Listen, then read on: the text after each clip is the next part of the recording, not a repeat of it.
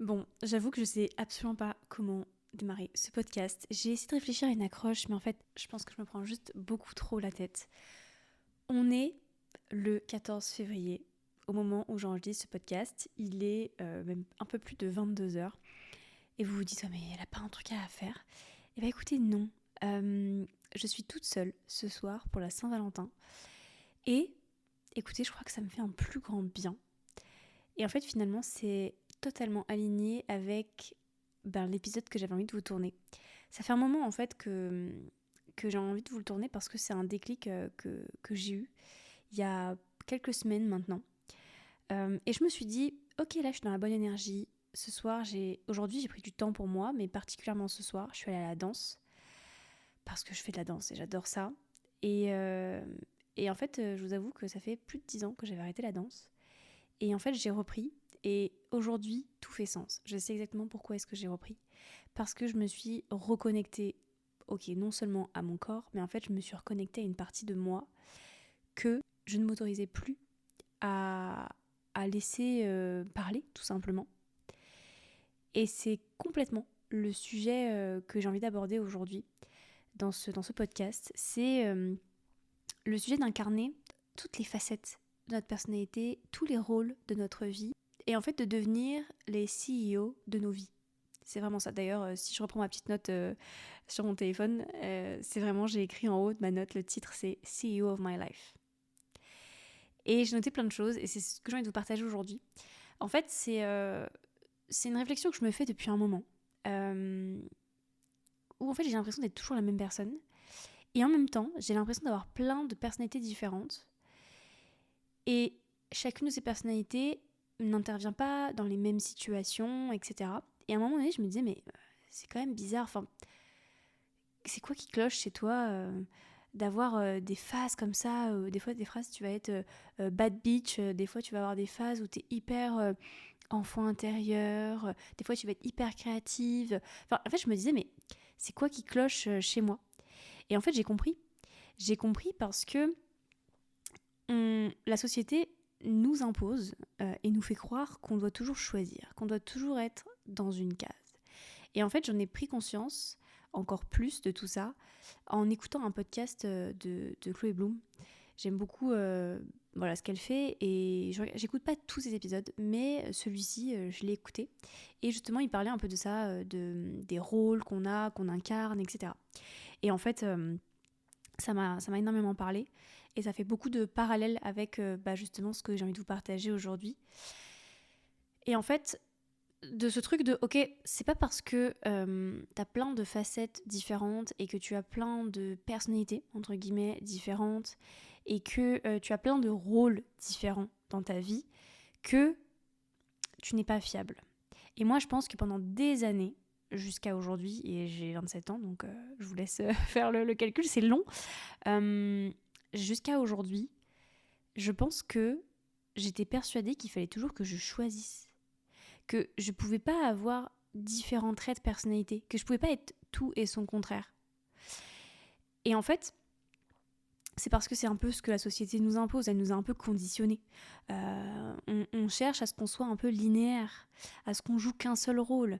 Et parfois, on nous demande même de choisir un rôle ad vitam aeternam. En gros, on cherche à nous mettre dans des cases et à ce qu'on se définisse comme telle personne. Comme par exemple, je suis quelqu'un de timide, ou je suis quelqu'un d'introverti, ou je suis quelqu'un qui aime bien un peu briser les codes, ou je suis une leader. Et en fait, c'est comme si, ok, tu choisis ça, c'est un paramètre, et c'est parti. Sauf qu'en fait, on n'est pas des Sims. La vérité, c'est qu'on n'est pas des Sims. Pourquoi est-ce qu'on veut choisir un trait de caractère? Quand même, j'adore les Sims. Attention, j'étais une grande geek avant. En fait, c'est pas ça le sujet. Le sujet, c'est plutôt qu'en fait, il faut accepter qu'on a une forme de multidimensionnalité, si je peux dire ça comme ça, et que en fonction de nous, en fonction de nos cycles aussi, de nos cycles de vie en tant que personne, en tant qu'être humain, on a différentes parties de notre personnalité. On a différents rôles, on a différentes facettes et on les explore. Et on va pas tous les jouer en même temps. Parfois, certaines, on va pas en avoir conscience pendant une grande partie de notre vie, puis à un moment donné, elles vont refaire surface et inversement. Et je pense que c'est ça dont il faut avoir conscience. Et du fait qu'en fait, on incarne ces facettes, on incarne ces rôles en fonction des cycles qu'on vit. Et aussi en fonction des situations, des lieux dans lesquels on est. Et en fait, ce qui se passe, c'est qu'aujourd'hui, on ne s'autorise pas à ça. On essaie d'être linéaire, on essaie d'être une personne, une personnalité, et de se cantonner à ça constamment. Sauf que plus on va s'autoriser à laisser s'exprimer les différentes facettes, les différents rôles qu'on joue, plus ça va nous rendre épanouis. Et à l'inverse, plus on lutte, plus on cherche à rentrer dans une seule case, plus on va enfouir des parts de nous. Et à un moment donné, on accumule, et ça crée une énorme boule de frustration. Et croyez-moi, à un moment donné, ça ressort. Vous savez, je suis sûre que vous avez déjà entendu, ouais, crise de la quarantaine, crise de la cinquantaine, crise de la soixantaine, bref, on s'en fout en réalité. Je suis sûre que vous avez déjà entendu ça.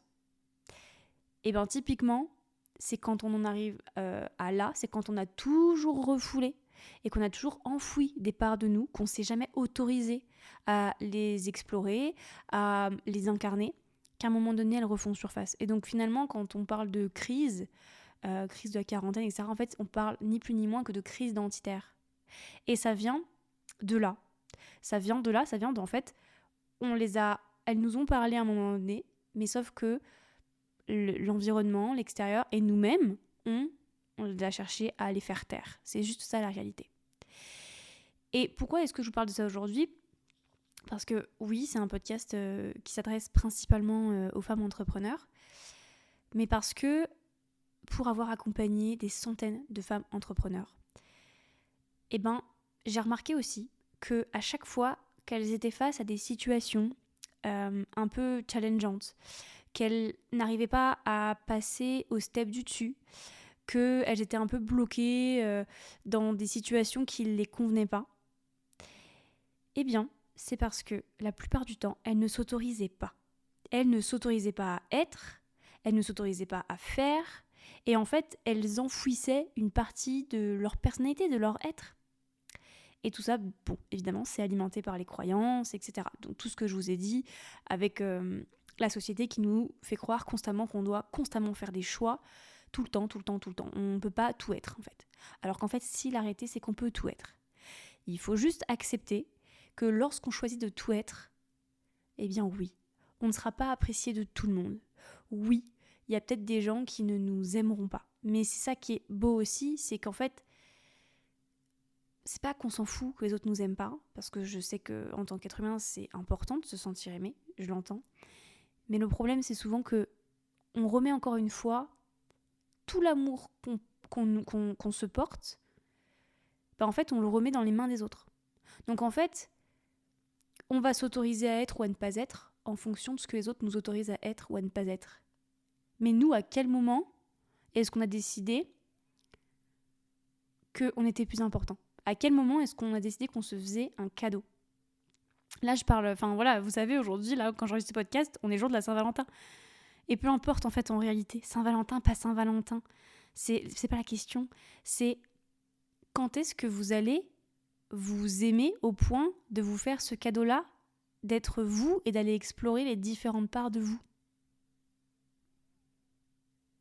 Parce que ça, c'est un acte d'amour.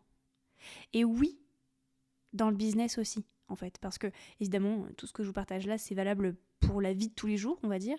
Mais c'est aussi valable pour le business. Parce que on est tout le temps en train de séparer les deux, vie perso, vie pro. Mais en fait, en réalité, vous le savez, si vous êtes entrepreneur, que c'est deux vases communicants. Et qu'en fait, pour moi, un business, c'est juste le reflet de qui on est. Donc plus on va s'aimer, plus on va accepter nos dualités, on va accepter aussi les différents rôles, les différentes facettes qu'on a, plus on va être épanoui. Et devinez quoi ? Plus dans notre business, il va être sain, il va nous ressembler, il va nous faire kiffer, on va incarner l'énergie et donc on va attirer aussi les opportunités et on va attirer ce avec quoi on vibre, tout simplement. Ce que je veux vous dire par là, c'est que des fois j'entends des gens qui disent ouais mais alors ok moi il faut absolument que je sois sur tel type de niche ultra nichée parce que sinon j'attirerai pas des clients, sinon on va pas me prendre au sérieux, sinon ci, sinon là, bref. En fait, ce que j'ai envie de vous dire, avant toute chose quand même, c'est que la niche, c'est vous. Alors, je ne vous dis pas que vous devez aider tout le monde et n'importe qui, c'est pas ça que je vous dis, mais ça veut dire que autorisez-vous à élargir un peu le spectre, quoi, et à arrêter de vous dire que vous devez être ultra niché au point, même limite d'inventer une niche qui n'existe pas encore, parce que on vous a dit qu'il fallait absolument vous nicher et que vous êtes persuadé que c'est ça qui va vous faire réussir. Idem avec tout ce qui va être un peu création de contenu. Pourquoi est-ce que vous vous enfermez, vous prenez la tête à créer des contenus visuellement qui vous font plus kiffer, mais que comme vous le faites depuis longtemps et qu'il faut une cohérence visuelle, on va continuer à faire ça. Mais ça vous fait plus kiffer. Et là, c'est globalement, concerne à peu près tous les sujets. Je vous dis pas qu'il faut changer tout votre business. Je vous dis pas qu'il faut changer tous les jours, qu'il faut refaire un bulldozer tous les jours sur le travail de votre cible, sur le travail de votre branding, sur le travail de vos stratégies. Je vous dis pas ça. Mais je vous dis juste que vous pouvez vous lâcher un peu la grappe. Que vous pouvez incarner ce que vous avez envie d'incarner en fonction de votre temporalité. Et ça résonnera pour les bonnes personnes, ça résonnera pour les personnes que vous voulez attirer. Et n'oubliez pas que on n'est pas là juste pour acheter un produit, un service, etc. On est là pour une transformation qu'on veut vivre, évidemment. Mais croyez-moi, aujourd'hui, je pense que toi qui écoutes là ce podcast, t'es certainement pas la seule personne qui fait ce que tu fais aujourd'hui. Et tu dois avoir probablement plein d'autres personnes qui sont sur le même secteur, qui vendent similairement des offres qui globalement se ressemblent. En tout cas, moi je le sais, j'ai énormément de personnes qui vendent des offres qui ressemblent en tout cas sur le papier. Mais il y a un truc qu'on peut pas vendre et qui pourra pas me ressembler et qui pourra pas non plus te ressembler. C'est toi, c'est ton énergie, c'est ton univers. Et ça, croyez-moi, ça fait la différence. Les gens n'achètent pas juste une transformation, les gens n'achètent pas juste un produit, un service, les gens n'achètent pas juste une expertise, ils achètent aussi le package, ils achètent l'univers, ils achètent la personne, ils achètent ce que leur fait ressentir chaque contenu de la personne. Et donc c'est là où finalement il y a toute votre unicité, et il y a toute votre différence, et où finalement les gens vous suivront. Limite, j'ai presque envie de dire, peu importe ce que vous vendrez. Alors, évidemment, on s'entend. Si vous passez d'une thématique à une autre qui est complètement à l'opposé, je sais pas, genre si aujourd'hui si vous êtes naturopathe et puis que demain vous vous mettez à vendre du gazon sur internet, bon, écoutez, je sais pas, je ne vous promets rien, mais en tout cas une chose est sûre, c'est que si vous restez globalement dans une grande thématique commune, les gens suivront ce que vous faites. Parce que c'est vous. Moi, en octobre 2024, j'ai eu un énorme shift identitaire. Et il a duré, octobre, novembre, décembre, il a duré un peu plus de 3 mois. Même il s'est un peu étendu sur janvier aussi, pour être 100% honnête avec vous. En gros, c'est simple, je continuais à faire les mêmes choses que la Justine de 2021. Donc la Justine qui a lancé son business en 2021. Mon business, il avait certes évolué. Oui, j'ai réalisé plein de choses. Il y a plein d'objectifs que j'ai atteints. J'ai gagné d'autorité, j'ai gagné plein de clientes, j'ai fait mes meilleurs CA, etc. Ok.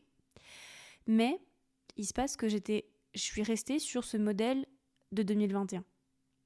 Avec du coup mon identité de 2021. C'est-à-dire avec aussi des croyances, avec aussi des peurs, avec aussi des schémas de pensée, etc. Et en fait, à partir d'octobre 2024, j'ai ressenti un profond décalage entre tout ce que j'avais construit et qu'est-ce que je voulais maintenant, qu'est-ce que je voulais pour la suite. Et moi, j'étais au milieu de ça. Et je me disais, putain de merde, qu'est-ce que je vais faire ? Parce que là, en fait, c'est hyper inconfortable. Ça me fait plus trop kiffer ce que je fais. En tout cas, il y avait plein de choses qui m'allaient pas, ma communication, mon positionnement, les offres que je mettais en avant, l'impact que je voulais avoir. tout ça. Et en même temps, je me disais, oh là là, il y a un gap énorme là. Et donc, si j'arrête tout ce que j'ai fait jusqu'à maintenant, c'est risqué. C'est risqué. Et voilà. Bon, écoutez, sachez que je suis en train de le faire. Cet énorme stretch, cet énorme pas en avant, je suis en train de le faire. Et je vous en parlerai un peu plus à la fin de l'épisode. Mais voilà, c'est en lien aussi avec cet énorme gros projet qui est sur le point de voir le jour. Voilà. Mais ça a été quelque chose où j'ai dû redémarrer de zéro. Et en fait, ce que je veux vous dire par là, c'est que à ce moment-là, en octobre 2024, je me suis rendu compte que je m'autorisais pas certaines choses. Je m'autorisais pas à incarner certaines facettes de ma personnalité, certains rôles, parce que j'avais probablement peur peut-être du jugement des autres, peur aussi de comment ça allait prendre forme, parce que il y avait certains aspects qui étaient tellement nouveaux que je savais pas quelle forme ça allait prendre, donc j'avais aussi peur de est-ce que je vais réussir à contrôler ces parties-là et tout. Et en fait, la question c'est pas de contrôler, la question c'est juste d'être. Et ouais, par exemple, je m'autorisais pas à parler d'énergétique dans le business. Pour moi, c'était deux choses différentes. C'était soit t'es dans l'énergétique, soit t'es dans le business. Donc énergétique, ça va être tous les métiers du bien-être, etc. Soit t'es dans le business et t'es là pour faire du marketing et donc du concret, du stratégique, etc. Alors qu'en fait, pour moi, c'est encore plus puissant quand tu allies les deux. Je m'autorisais pas non plus à mettre des vidéos de moi en story qui dansent, par exemple. Et pourtant, je vous l'ai dit en début d'épisode, j'adore la danse, ça fait partie de ma vie, même si j'ai eu une grosse pause de 10 ans. Ça refait partie de ma vie et j'ai toujours aimé ça. Mais il y avait une partie de moi qui me disait, ouais, non, en fait, est-ce que vraiment c'est professionnel de me montrer en train de danser? Puis en plus, bon, je reprends la danse, donc je trouve pas que mon niveau soit exceptionnel. Mais en fait, en réalité, c'est pas ça. Et il y a encore là, quelques minutes avant que j'allume mon micro, j'ai vu une entrepreneuse absolument fabuleuse qui mettait en story des vidéos d'elle à la danse, et en plus en heels, donc en talons, et avec une tenue hyper sexy, et j'adore en fait, et je me suis dit, putain, mais c'est fou parce que peut-être qu'elle s'est bloquée pendant un certain temps à partager ça, en pensant qu'elle allait être jugée, alors que tu vois, moi je regarde sa vidéo et à aucun moment je la juge, en tout cas négativement. Au contraire, genre, je trouve ça hyper inspirant. Bref, toutes ces choses-là, je m'autorisais pas non plus à dire clairement que je voulais de l'argent, à dire clairement que je voulais atteindre minimum 100K de chiffre d'affaires. Je m'autorisais pas en fait à faire tout ça parce que plein de conditionnements de la société, plein de croyances, plein de schémas de pensée, etc. Et parce qu'en fait, je m'autorisais pas à jouer plusieurs rôles comme ça. Et j'avais l'impression en fait que c'était contradictoire. Que si je parlais d'énergétique, pourquoi je voulais faire plein d'argent? Comme si avoir un business un peu énergétique, connecté au cœur, à l'intuition et tout, ça pouvait pas être associé au fait que je veuille faire plein de thunes. Alors qu'en fait, si. Genre, pourquoi est-ce que je devrais choisir entre les deux? Et bref, je vous parle de tout ça parce que, en fait, en réalité, c'est sorti en octobre 2024, mais peut-être qu'il y avait plein de signaux avant, mais que je les ai jamais vus et que je me suis jamais autorisée. Mais en fait, ce que je veux vous dire par là, c'est que ça ressort toujours. Ça ressort toujours à un moment donné. Ça ressortira peut-être pas au moment que vous voulez, auquel vous attendez, et parfois ce sera très déstabilisant. Moi, franchement, ça a été très déstabilisant. Mais ça ressortira toujours. Et je pense que fondamentalement, c'est ça l'alignement. C'est ça le vrai alignement. Vous savez, quand on parle d'un business aligné, faire des choix alignés, etc. Aligné, ça veut juste dire que c'est aligné par rapport à vous. Par rapport à vous, à vos valeurs, à ce que vous aspirez.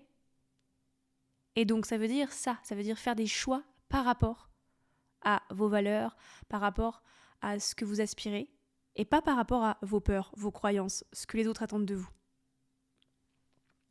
Donc, en tout cas, j'espère vous avoir ouvert la réflexion là-dessus, et j'ai envie de vous donner un petit exercice que je donne parfois en coaching, ou que je donne lors de mes événements. C'est le fait de se poser la question de qui est-ce que je suis ? Et là, prenez un carnet, prenez un stylo, mettez pause si besoin, mais posez-vous la question, qui est-ce que je suis ? Et là, je vais vous rajouter une difficulté, c'est essayer de ne pas parler de votre entreprise. Parce que ça, c'est le truc qu'on fait tous. On arrive en conférence, on arrive en podcast, on arrive sur une masterclass, bref.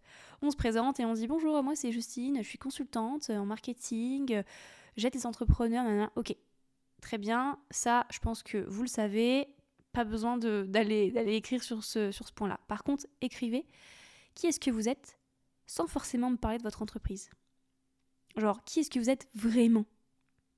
Et ensuite, écrivez aussi ce que vous ne vous autorisez pas à être. Les parts de votre personnalité que vous avez un peu honte, dont vous ne voulez pas trop parler, que vous ne voulez pas trop mettre en avant, que vous ne vous autorisez pas à être, à incarner pleinement. Et moi, j'ai fait cet exercice. Et je vais vous dire ce que j'ai écrit. Comme ça pourra peut-être vous donner des pistes. Mais évidemment, c'est propre à chacun. Donc, c'est pas parce que moi, j'ai écrit ça que vous devez nécessairement avoir ces facettes-là, ces rôles-là. Mais ça peut, voilà, comme je l'ai dit, vous inspirer. Première facette, premier rôle que j'ai écrit, c'est la femme leader. Facile, j'ai commencé par ça. Vous allez voir, après, je creuse un peu. Femme leader, j'ai écrit un petit peu ce que c'était pour moi. Et donc, j'ai écrit que c'était celle qui portait sa voix, qui embarquait les autres dans son univers, qui les invitait à oser, à créer, à être ce qu'ils ont envie d'être, que c'était celle qui transmet, qui partage, qui inspire, celle qui est une mentor et celle qui fait des choix pour elle, qui est leader de sa vie, au-delà d'être leader de son business. Ça, c'est ce que j'ai écrit. Ensuite, j'ai mis aussi que j'étais une femme sensuelle. Et là, j'ai écrit que pour moi, c'était celle qui s'aime, celle qui aime son corps et celle qui joue avec son corps, celle qui aime séduire, qui aime plaire aux autres, mais qui aime aussi plaire à elle-même. Et c'est celle qui est désirable. À ses yeux ou aux yeux des autres, mais celle qui est désirable. J'ai noté aussi que j'étais une femme créative et intuitive. Donc que j'avais 1000 idées, que j'aimais imaginer, que j'aimais être dans le faire, que j'aimais explorer plein d'activités créatives, que j'aimais un peu découvrir plein de choses, des activités créatives, que j'aimais en fait créer des choses, que j'aimais être créatrice de quelque chose, d'initier des choses. J'ai marqué aussi que j'étais une femme intellectuelle et que pour moi c'était la partie de moi qui aimait apprendre, qui aimait se nourrir de plein de connaissances, de plein de partages, de retours d'expérience des autres. Que c'était celle qui utilisait son cerveau comme un outil d'expansion. Que c'est celle qui a besoin de toujours apprendre, d'être constamment nourrie et d'avoir la sensation c'est ça, je dirais, de me remplir. Et j'aime beaucoup me remplir du coup par la connaissance, par le retour d'expérience des autres, etc. Donc c'est pour ça que je lis beaucoup, que j'écoute beaucoup de podcasts, que je me forme beaucoup. Et il y a plein de choses différentes. J'ai mis aussi que j'étais une femme maternelle. Et là, pourtant je suis pas maman, mais que finalement pour moi, être une femme maternelle, c'était celle qui aussi était là pour les autres, qui savait prendre soin des autres, prendre soin de ceux qu'elle aime, que c'est celle qui aime donner, qui aime partager, qui aime sans limite, qui aime fort. Et j'ai marqué aussi que c'est celle qui un jour veut devenir maman. Donc aujourd'hui, je ne le suis pas, mais peut-être qu'un jour, je le serai. J'ai écrit aussi que j'étais une femme aventurière. Et donc, qu'est-ce que je cache derrière ça ? C'est une femme qui aime la découverte, qui aime l'aventure, qui veut explorer à fond, qui veut voyager, qui veut découvrir des nouvelles cultures, qui veut sortir de sa zone de confort, qui a besoin de bouger, de tester, de nouveautés. Celle qui est vraiment dans le... Ok, en fait, je sors de ma routine, je vais voir ce qui se fait, j'explore, je teste, je suis aventurière, quoi. Genre, j'y vais, limite, je prends pas connaissance des risques, juste je fonce parce que j'ai envie de foncer. J'ai mis que j'étais aussi une femme spirituelle et introspective. Et pour moi, c'est celle qui se connecte beaucoup à ses ressentis, qui prend du temps pour elle-même, qui pense beaucoup et qui laisse aussi ses pensées s'exprimer, que c'est celle qui a des déclics sur elle-même, sur la vie, sur les autres, et qui s'autorise à ça, que c'est celle qui se connecte à son corps, à ses envies, à ses sensations, à ses émotions, et qui laisse aussi parler son intuition. Et j'ai mis aussi que j'étais la femme enfant, celle qui rit, celle qui s'amuse, celle qui fait des blagues, celle qui a peur de rien, qui est un peu faux-folle, un peu innocente. On pourrait se dire elle est un peu starbée celle-là. Celle qui renoue avec son enfant intérieur, qui va pas se prendre la tête, qui va faire des bêtises, qui va s'amuser, qui est drôle, et juste qui est un peu insouciante. Voilà. Donc là, je vous ai partagé, je pense, en tout cas, toutes mes facettes. Peut-être qu'il y en a d'autres dont j'ai pas encore conscience aujourd'hui, et c'est ok. Peut-être que j'en découvrirai dans quelques semaines, dans quelques mois, dans quelques années, j'en sais rien.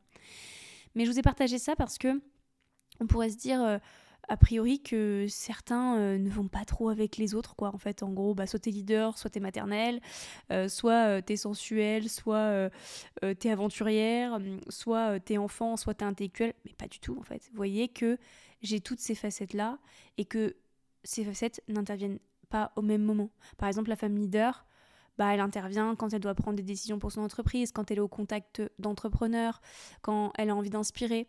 Voilà.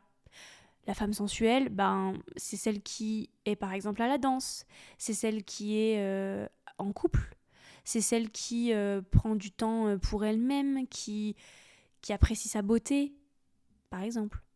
La femme aventurière, c'est peut-être celle qui est en mode « Ok, vas-y, on va en vacances, j'ai envie de visiter tel pays, j'ai envie de devenir digital nomade, là, ok, on partant, puis on va explorer ça, j'ai envie d'essayer ça. » Voilà. Et ce que je veux vous dire par là, c'est que faites cet exercice, de vous poser la question de qui est-ce que vous êtes, sans forcément de parler de votre entreprise, qui est-ce que vous êtes vraiment au fond. Notez tous vos rôles, même ceux qui aujourd'hui vous ne vous autorisez pas à les incarner, à être tout simplement. Et essayez de noter, du coup, en dessous de chaque rôle, en dessous de chaque facette, quand est-ce que finalement vous la laissez s'exprimer ou quand est-ce que vous voulez la laisser s'exprimer. Vous pouvez mettre aussi des petites actions si ça peut vous aider. Si ça peut être, partir à la danse, réserver un voyage, avoir tel type de client. Bref, notez aussi des petites actions qui vous font penser à chaque personnalité, à chaque facette que vous avez notée. Et autorisez-vous, à partir de maintenant, à partir de cet épisode de podcast, essayez de vous autoriser à jouer avec ces facettes, à les incarner quand est-ce qu'elles viennent, tout simplement. Plutôt que d'essayer de les refouler, essayez de les incarner quand est-ce qu'elles frappent à votre porte. Voilà. Écoutez, je pense que c'est tout pour cet épisode. Je sais pas si vous aura plu. Écoutez, je l'espère. En tout cas, moi, j'ai pris beaucoup de plaisir à l'enregistrer. Je trouve que c'est un vrai sujet, voilà, d'incarner toutes ces facettes, d'incarner tous les rôles de sa vie. Et autant quand on est entrepreneur que quand on ne l'est pas. Donc voilà, j'espère que ça vous aura inspiré. N'hésitez pas, comme d'habitude, à m'écrire si vous avez eu des déclics et peut-être même, vous savez quoi, à m'écrire pour vous engager aussi à prendre connaissance, à conscientiser les facettes, les rôles que vous ne vous autorisez pas aujourd'hui à incarner, et du coup, en les partageant, c'est peut-être aussi l'occasion pour vous de vous engager à les incarner un peu plus, à les laisser s'exprimer un peu plus, et vous verrez que vous serez beaucoup plus épanoui dans votre quotidien de manière générale, et c'est un vrai acte d'amour envers soi-même que de faire ça, vraiment. Et si je vous ai parlé aussi de tout ça aujourd'hui, c'est parce que dans mon big projet du coup 2025, qui est le CEO Sisters Club, un club qui est plus qu'un club business finalement, c'est aussi un club où justement les femmes qui vont être membres de ce club vont avoir les outils, l'espace, l'environnement, l'entourage pour incarner tout ce qu'elles veulent incarner, pour incarner toutes les facettes qui la composent et s'autoriser à être, s'autoriser à incarner, s'autoriser à recevoir. Et voilà, je ne peux pas vous en dire forcément plus. La seule chose que je peux vous dire, c'est d'aller me suivre sur Instagram si ce n'est pas encore le cas, parce que j'y dévoile petit à petit les infos. J'ai aussi mis en place une liste email privée. Je vous mettrai le lien en description de cet épisode. Mais voilà, c'est aussi là que je partage toutes les infos sur le projet. Il y a déjà beaucoup beaucoup de personnes sur cette liste, je vous avoue. Et donc beaucoup sont déjà au courant de quelle forme va prendre le CEO Sister Club et comment est-ce que je vais vous aider à devenir les CEO de votre vie et de votre business, à devenir des leaders et du coup à attirer tout ce que vous avez envie d'attirer, en fait, juste de créer la vie à laquelle vous aspirez vraiment. Au-delà juste des chiffres, oui, bien sûr, on va parler de thunes, on va parler de business, mais même au-delà de ça, en fait, en réalité. Et donc voilà, si jamais ça vous parle, si jamais tout ce que je vous ai partagé dans cet épisode a fait écho en vous, eh bien voilà, suivez-moi sur Instagram et inscrivez-vous à la liste email privée puisque du coup elle vous donnera toutes les infos en avant-première sur le CEO Sisters Club et vous donnera aussi accès à des trucs de malades mentaux, genre vraiment je vous le dis. Ça va être absolument une dinguerie. Voilà, c'est tout pour cet épisode. Je vous souhaite une belle journée, une belle soirée, peu importe quand est-ce que vous écoutez cet épisode. Mais moi, je vous dis à la semaine prochaine. Merci d'avoir écouté cet épisode jusqu'au bout. Si tu l'as apprécié autant que moi, n'hésite pas à lui donner un petit coup de pouce en lui attribuant 5 étoiles sur ton application d'écoute préférée. Et si tu veux vraiment me faire plaisir, laisse-moi un petit commentaire ou partage cet épisode si tu penses qu'il pourrait aider quelqu'un. Merci, c'est grâce à toi que le podcast pourra impacter encore plus de monde.